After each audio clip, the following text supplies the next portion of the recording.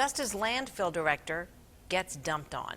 As we first reported yesterday, Environmental Services Director Mark Johnson was slapped with a 30-day suspension without pay for getting a pay raise without the proper approval.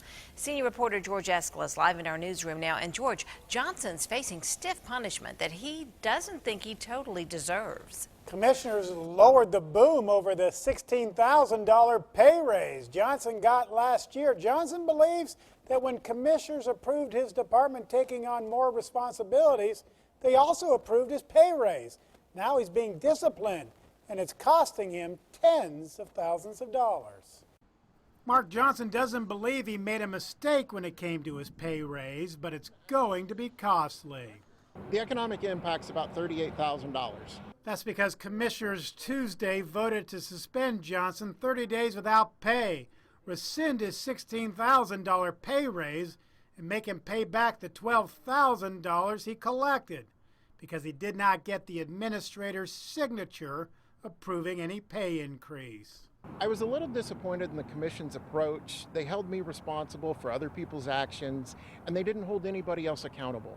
I would have hoped for more. Johnson sent this memo to the Human Resources Department June 5th, saying commissioners approved the new demolition program, which included the pay increase. But the administrator is supposed to sign pay raises. For those who think Johnson circumvented the process, this is considered the smoking gun. That's her gun. The reality is there's thousands of RPAs that weren't signed, hundreds of raises that weren't signed.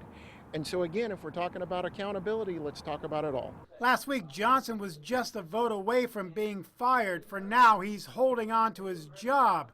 But commissioners say the harsh punishment was designed to get him to leave. This motion here that passed is the same thing to dumb it down to get the same results to hope Mark quits.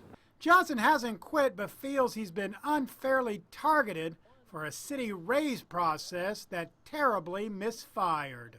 I think I became the poster child of a broken process. As for the future, Johnson says he's taking it one day at a time and he will evaluate where he will go from here. I asked him if that would include possible legal action against the city for creating a hostile work environment or another charge. He had no comment on that. Right back to you. George, thanks.